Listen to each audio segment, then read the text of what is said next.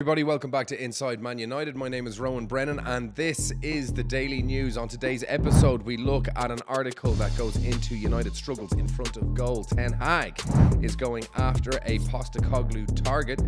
Paul Scholes makes a recommendation on what Ratcliffe needs to change at the club, and Fabrizio Romano discusses a player that says, and we quote, would love to join United. All that and more on today's episode. Let's get into it.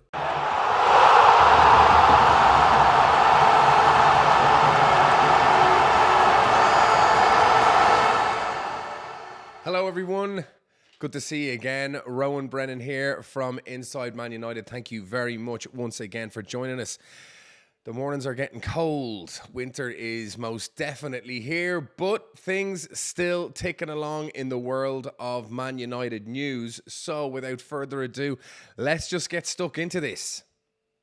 So kicking us off is the ever-reliable Football 365, a great article which echoes a video that I've actually got coming out later on today talking about United's forward line being one of the key issues for us this season. And Man United on course for worst Premier League goals tally ever as a decade-long issue continues. As we can see here, Rashford being the poster boy for this issue. And on a night that United honoured the life of arguably their greatest ever legend, Sir Bobby Charlton, new heroes emerged in beleaguered Harry Maguire and Andre Onana in yet another chaotic night in a season that has had plenty, as United struggled to break down the determined and relatively impressive Danish side. Basically, this article is just going into how we've been so reliant on fringe players and our kind of much lauded forward line between, Marcus Rashford, who has, in my opinion, a far more elevated status and level of ability within that team than he has earned, despite his goals last year. The last player, it says in this article, to have scored 20 plus goals in a season in the last 10 years was Robin van Persie, our title-winning season. But it goes on here before their goal and last gasp drama. United really should have killed the game with Rashford, Garnacho and McTominay all wasting gilt-edged chances. So it's just really kind of talking about our forward players that need to be doing better. And that's a big part of one of my episodes coming out at 12:30 today. So there are mitigating factors with Fernandes often playing out of his favorite number 10 position. Again, just an excuse, although he should still be doing better. Absolutely correct. While Mount has struggled with injuries and Anthony has only returned to the squad after a period of absence. Jadon Sancho not doing much. They're talking about Luke Shaw and Martinez not being present, so that's kind of stopping us from building out from the back. But, they're saying that even last year, when we had our mean defense, we didn't score a lot. And you can't rely on that year in, year out. They're talking here about Hoyland here, adding the fact he's only 20 years old, joined a club lurching from one disaster to the next and had a back injury to deal with upon arrival, etc., etc. There's the two lads there looking like they're practicing ballet, oddly. United have scored just 20 goals in 13 games to date, with only 11 of those coming in 9 league outings. So that's 4 games where we haven't scored at all. On top of McTominay as their top league scorer. A guy that doesn't get a game until recently. Casemiro is their top scorer in all competitions with 4. So 2 defensive or, double pivot midfielders. The 2 players that are just outside the defense. And they're our top scorers. Match winners have come in the shape of Diogo Dalot, McTominay, as well as Maguire on Tuesday night, Varane in the season opener against Wolves, which is not sustainable. Not the heroes United need, but the ones they actually deserve, ? This profligacy in front of goal has seen all 5 of United's league wins coming by a single goal, as well as against Copenhagen. Their only win by more than that margin came in the Carabao Cup against Crystal Palace. Every goal feels so hard to come by because of poor decision-making. This article, this is an exercise in hubris for me, because this article literally came out yesterday after I'd made my video, and it just echoed everything I said, which made me feel a little bit better about some of the extreme opinions that I've made on some of the other members of the squad, and it makes every other aspect of the game so much more difficult. Being able to settle, relax, and control games when winning by just a single goal is an arduous task, particularly when the game goes into the latter stages. There were many single goal wins last season as well, with United recording the most clean sheets in the league. The sign of a good mentality at times, perhaps, but it's not conducive to long-term success, given it is both tiring and over-reliant on luck. 100%.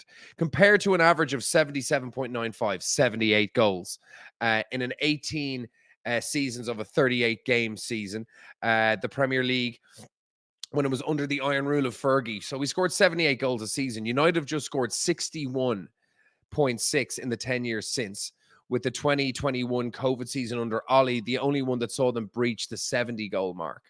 And even that was caveated by 15 of the 73 coming in 2 matches.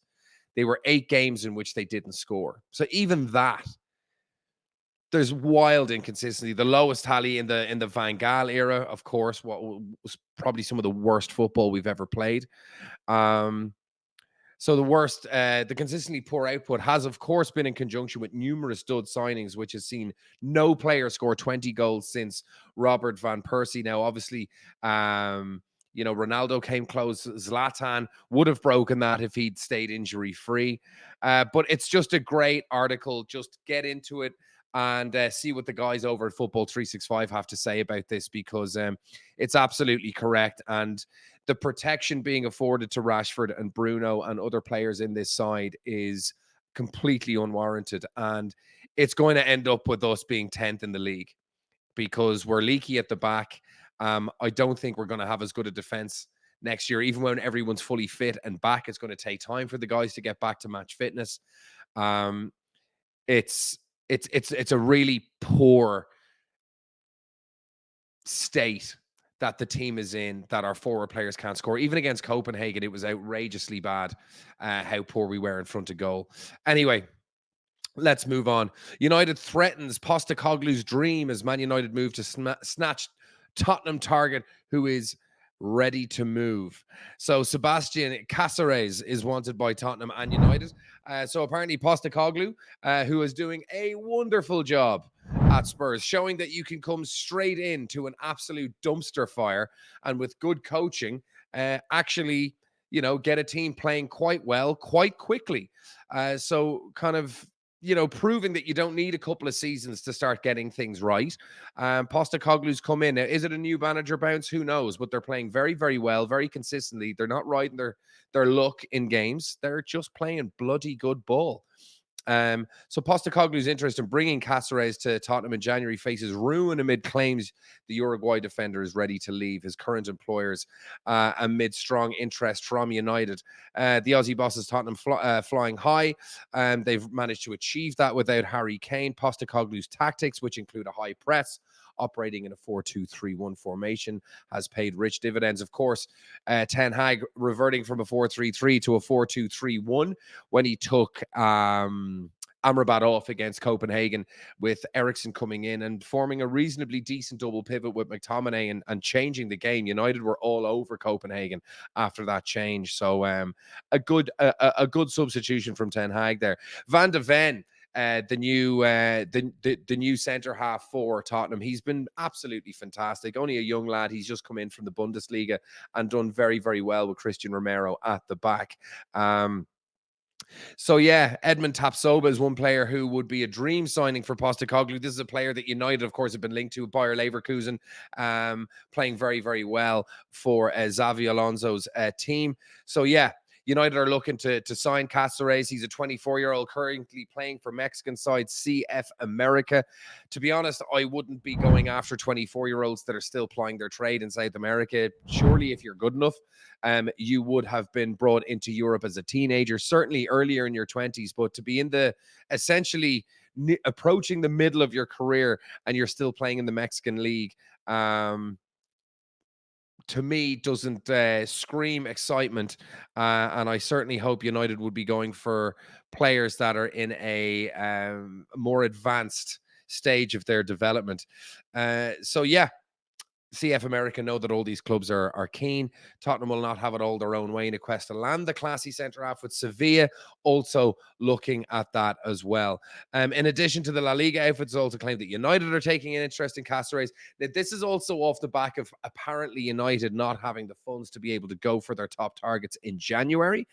So maybe this is just, we can spend 10, 15 million kind of Malasia levels of transfer money to bring Cáceres in, because they're not going to be able to have 40 or 50 million to bring in another centre half. Personally, I think United need to bring in a forward player. I'd be bringing in one Brentford man who's yet to come back into the fold, because United just need goals and they need them quickly. And Højlund and everyone else up front just does not seem to be getting them. And it's kind of panic stations, if I'm being honest, with how toothless we are up front. Anyway, United looking to come in and piss all over Postecoglou's chips there. Paul Scholes telling Ratcliffe that he needs to change everything at United if and when he comes in. The little ginger assassin having his say that Sir Jim Ratcliffe will need to change almost everything if he gets his investment into United, having downgraded his offer to take a smaller percentage in the club. So let's kind of scroll down here. Scholes said to TNT, he's got a lot to do. This is a world-class football club, but it's not behaving like it. It's not performing like it. We've been saying the same thing for 10 years. From the first team to the youth teams, he says he watched the under-19s play today, which was on Tuesday. They got beaten by Copenhagen. It's not right. They're underperforming in every single area. I love this stadium, but it needs renovations. The training ground's probably not up to standard. The only thing that's world-class about the football club is its history. Could not agree more, Paul. It's pretty appalling. He needs to get some new people, new staff, new players right through the club to make new history for the club. This is one of, if not the biggest club in the world. Not anymore, lads. When you may or may not be qualifying for the Champions League, when you've got 4 qualifying spots in your domestic league, United are not one of the biggest clubs in the world. They get the most clicks, but we can't pretend that we are what we were. United have been shocking the last 10 years with little upturns in form here and there. But when you've got 10 years of abject failure, you can't keep continuing to say that you're one of the biggest clubs in the world. You just can't. But the fans won't be happy. The fans don't want the Glazers here. I reckon the 25% is eventually just a stepping stone to a full takeover. Giving his verdict on Ten Hag, he says, I think he's the right man for the job. I like him. He's almost been thrown out for the Lions, left on his own to defend everything. Very true. I don't think Ten Hag is to blame for this. I think Ten Hag is managing a club that's spiraling out of control with poor transfer strategy. And yeah, you can say, well, he's getting all his players. He is and he isn't, and he's getting them at the wrong times. Players being brought in after the season's been started. There's been outrageous levels of injuries. The takeover talk, Sancho craziness, Ratcliffe takeover to craziness, Greenwood craziness. I mean, no manager in my memory has ever had to take over a club with this level of shit going on around it. So for me, Ten Hag is bulletproof until all the scandals are put to bed, the takeover talk is done, and we have a fully fit squad. Then you can judge Ten Hag. But like I said, Postecoglou seems to be doing pretty well, taking over a badly run club. But again, Spurs is nowhere near United in terms of sheer craziness surrounding the club. So Fabrizio Romano giving United fans a little bit of hope in terms of some of the players that they're going after.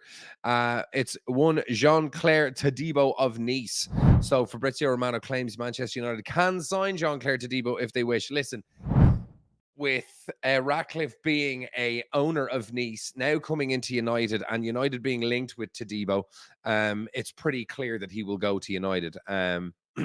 So United have been given the go-ahead to finalise the signing of Jean-Claire Todibo in 2024 after a major update from Romano, given the chances that we have of signing him going into the Copenhagen game here, blah, blah, blah. However, with doubts still ongoing over Lindelof, Johnny Evans on a 1-year deal, Ten Hag remains actively pursuing another central defensive option in 2024. And according to Team Talk sources, one man Ten Hag likes the look of is Spain international defender Robin Lenormand, who has caught the eye for Real Sociedad. But Fabrizio Romano says Todibo wants United move. So Does he go on here? Tadibio is a player in the list of Manchester United already since June or July. They've had very positive conversations on the player side. That means they've been given permission, you would hope, by Nice to speak to the player. He's really attracted by the opportunity to play in the Premier League. He's an expensive player. 40 million quid, not overly expensive in today's market. He remains a player appreciated. He always says that, appreciated by United scouting department. But we're not the only team that's going in for him. So it's likely to be around 40 million with him contracted to Nice till 2027. He's been doing very well. He didn't get his move and said he wanted to stay at Nice all along. This is during the summer when basically we couldn't get rid of Maguire and McTominay, so we couldn't make additional purchases. I'm very happy to have stayed. Honestly, staying in Nice was one of the options. I'm very happy here.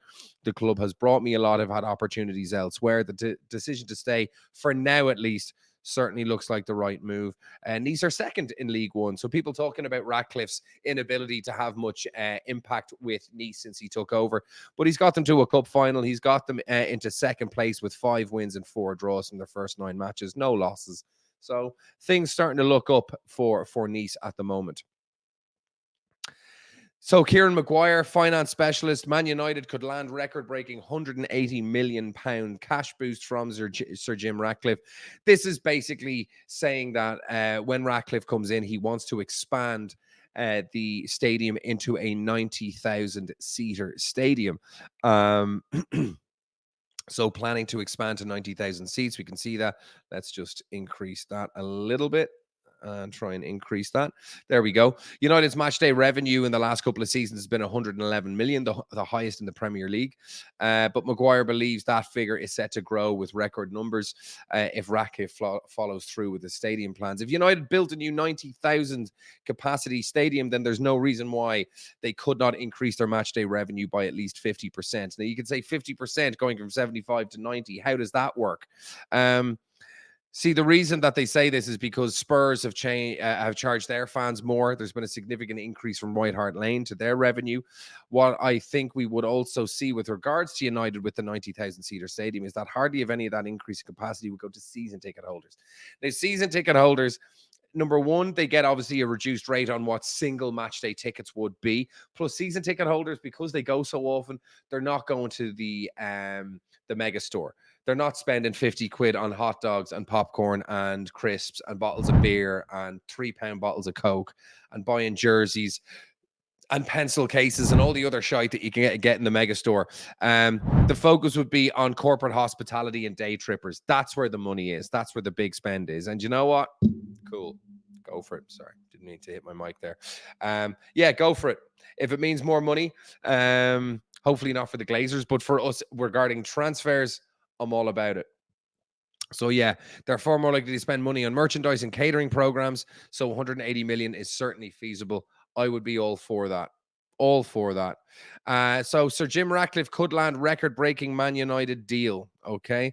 So yeah, more information here from Maguire about the 90,000 capacity stadium. So this is being touted across a few different publications here. We've got Football Insider there and Football Fancast. And finally, some more news on Sir Jim Ratcliffe with regards the money and where it's coming from with regards to the investment into United. So Jim Ratcliffe is set to buy a 25% stake in Manchester United, but creditors of Ineos have been reassured that it will solely be funded by his own personal wealth. So it's not going to be coming out of Ineos's business fund. It's going to be coming out of his own pocket. So creditors at Ineos Group have been reassured. Okay, so and that's pretty emphatic. Ratcliffe has been left the only individual left in the running to invest in the Premier League club after Sheikh Jassim is withdrawn. There is so much news swirling that the Sheikh is biding his time and waiting to come in and make a kind of last ditch effort to try and get the club. So it says 1.4 billion deal. We've seen 1.2 from other outlets. We've seen 1.3. I think it's 1.4. A valuation of 5.2 seems to be the area. So 1.3 probably makes more sense, but This is a somewhat convoluted deal in that Ratcliffe would become the largest individual stakeholder at Old Trafford. So individual stakeholder meaning he'd have more than Joel Glazer or Avram Glazer, but obviously as a group, the Glazers would have more. However, he would still just hold a quarter of the club, although there was a longer-term view to buying more shares. There was also a degree of uncertainty on the question of how Ratcliffe, Britain's richest man, would be funding his investment. A report in Bloomberg has now detailed that creditors at Ineos have been told by executives at Ineos Quattro, a petrochemical unit of Ratcliffe's group, that the company funds were not being used part of the investment into United. In a call that took place earlier this week, it was confirmed liquidity, blah, blah, blah, etc., etc. So the report adds that Ineos shareholders Andy Curry and John Rees will be involved in the investment in United. So while Ineos are involved, it's not as if the company are paying for it. This is a Ratcliffe endeavor, but he is obviously going to be using the smart people around him at Ineos to help him with this, whether this is Brailsford, Curry, John Rees, etc. It does seem like this is a Ratcliffe deal, even though Ineos's name has been bandied around a lot. It does look like this is going to be a kind of a passion project for Sir Jim Ratcliffe, but he will be leaning heavily on the people that he uses at Ineos because, well, they work, they're intelligent, they know sport, and he's a billionaire. So I'd say he's doing okay in the decision-making department with that team as well. So that's it for the news today. Please hit like, leave your comments. What do you think of the takeover talk, our transfer potential here with Todibo, this guy from Cáceres from Mexico? And yeah, what are your comments on the forward line as well? I mean, this is not looking good for United, on course to be their lowest scoring season ever in the last 10 years since Fergie departed, and there are a lot of shit seasons to compare that with. So things not looking good on that front, but hopefully those guys can get their shooting boots on, and Benny McCarthy will get these guys firing on all cylinders. Thank you very much once again for joining me. This has been the Daily News. I've been Rowan Brennan. Thanks again for tuning in, and I'll see you on the next one.